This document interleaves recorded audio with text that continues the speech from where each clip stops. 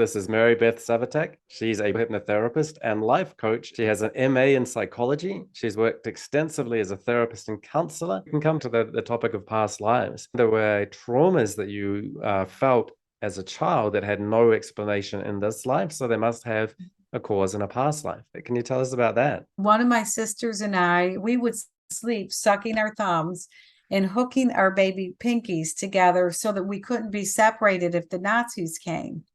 Now, my parents weren't talking about the Nazis.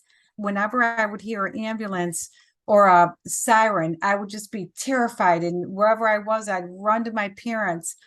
And in my mind, there was a bunch of black plastic gingerbread men walking in uniformity to come and tear us out of our houses. I would say, Mom, the ambulance is coming to get us. They would explain what it was, but I would have nightmares at night. When planes went over, I would think they were crashing.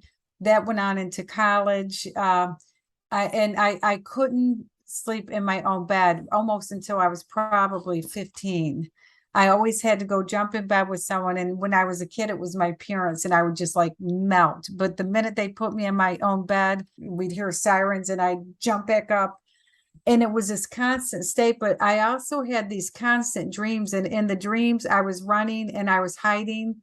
Sometimes I was alone. Sometimes I'd hide in these old apartment building basements and hide under the stairs. And sometimes I was in the woods hiding, but sometimes I had other people I was hiding. I remember dreaming that, and then being petrified of ditches whenever I'd see ditches being dug. And when we were 3 years old and they had to dig up our front yard for something, and they had the machines out there, and I would stand in the window and cry and watch them. And my mother would say, "What's the matter?" And I would say, "Mommy, are they going to throw us into the ditch?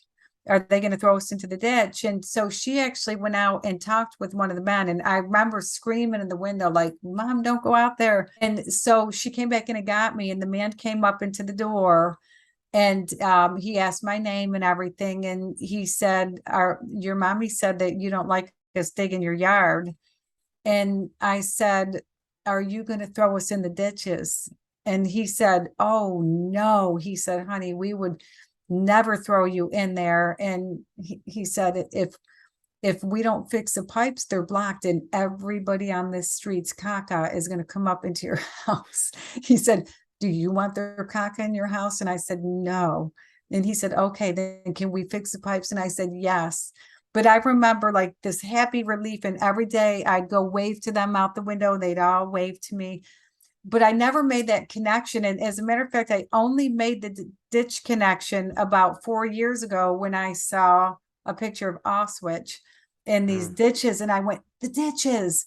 So all my life, there was these connections that I made. Did you ever have past life regression to deal with it later?